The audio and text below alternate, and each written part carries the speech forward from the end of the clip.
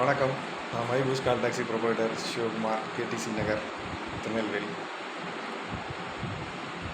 சாலை விதிகளை பற்றி மீண்டும் உங்களுக்கு சொல்லிக்க விரும்புகிறேன். சாலையில் அலட்சியம் வேண்டாம் நண்பர்களே, அலட்சியம் வேண்டாம். ஓட்டுநர் அனைவரும் விழிப்புடன் நிதானமாக உங்கள் வாகனத்தை செலுத்துங்கள். 4 வழிச்சாலையில் கடைபிடிக்க வேண்டிய விதிமுறைகள். 4 வழிச்சாலையில் 2 வீலர்ஸ் வண்டி வச்சுருக்க 2 வீலர் ஓட்டுறவங்க நீங்கள் இந்த ட்ராக்குகளை வெளியே தான் போகணும். உங்களுக்கு போர்டு போட்டிருப்பாங்க, அந்த லெஃப்ட் சைடில் தான் நீங்கள் போகணும், நீங்கள் உள்ளே வரக்கூடாது. அதுபோல் 4 சக்கர வாகனங்கள் அந்த 2 ட்ராக்கில் தான் அவங்க வண்டியை ஓட்டணும்.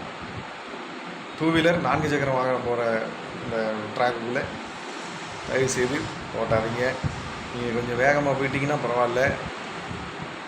ஸ்லோவாக ஓட்டும்போது ஒரு 80 கிலோமீட்டர் வேகம் அதில் போய்கிட்டு இருக்கும்போது தயவுசெய்து இந்த ரோட்டுக்குள்ளே வராங்க, ட்ராக்குள்ளே வராதிங்க.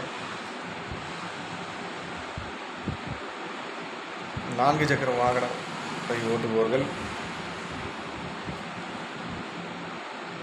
மெதுவாக ஓட்டும்போது நீங்கள் லெஃப்ட் சைடு உள்ள, அதாவது இடதுபுறமாக உள்ள ட்ராக்லேயே உங்கள் வண்டியை ஓட்டுங்க.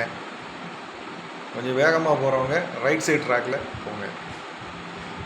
ஒவ்வொரு கிராசிங்லேயும் வரும்போது உங்களோட வேகத்தை குறைச்சிட்டு திரும்ப உங்களோட வேகத்தை அதிகப்படுத்துங்க.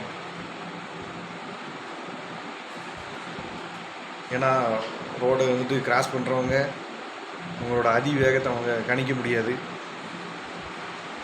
இதனால் விபத்துக்கள் ஏற்பட வாய்ப்பு இருக்குது. மறுபடியும் சொல்கிறேன், விலை மதிப்பில்லாத உயிர் போயிடும். அது உங்கள் மேலே தப்பு இருந்தாலும் சரி, அவங்க மேலே தப்பு இருந்தாலும் சரி, அதில் ஒரு உயிர் போகுது. அந்த உயிரை திரும்ப வாங்க முடியாது. உங்கள் கார் போனால், பைக் போனால் திரும்ப வாங்கிக்கலாம்.